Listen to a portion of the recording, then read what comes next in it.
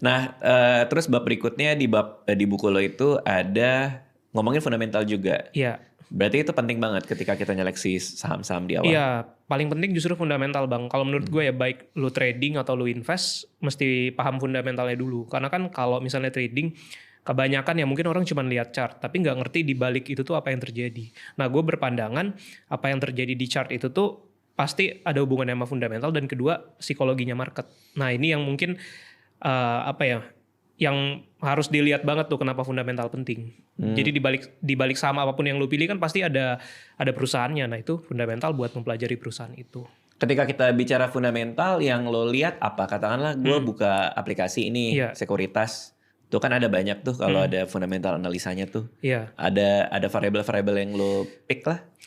Variabelnya kan banyak Bang kalau fundamental. Tapi kalau menurut gue paling penting 3 sih. Satu, revenue atau sales. Kita buat lihat dulu perusahaan itu omsetnya berapa sih, dan makin tahun tuh makin bertambah nggak penjualannya. Itu yang paling penting pertama. Kedua, laba bersih.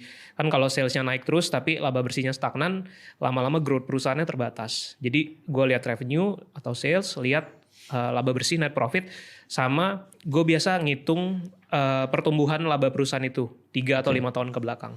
Karena yang paling krusial ya Bang menurut gue untuk menentukan kenaikan satu saham ya secara fundamental itu pasti growth perusahaan.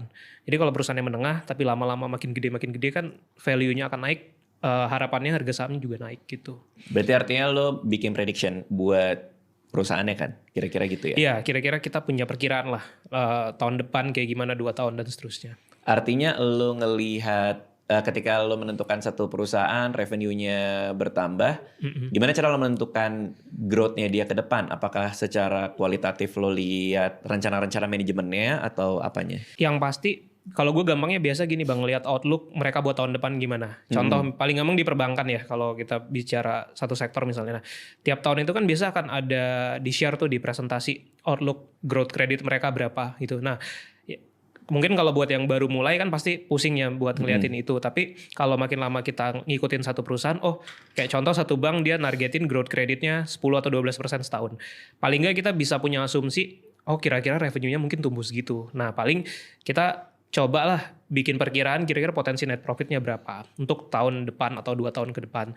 Tapi kan ini sifatnya asumsi ya Bang, harus tetap dilihat tiap 3 bulan tiap kuartal. Supaya kita tahu, on track nggak sih sama targetnya gitu. Nah jadi kalau misalnya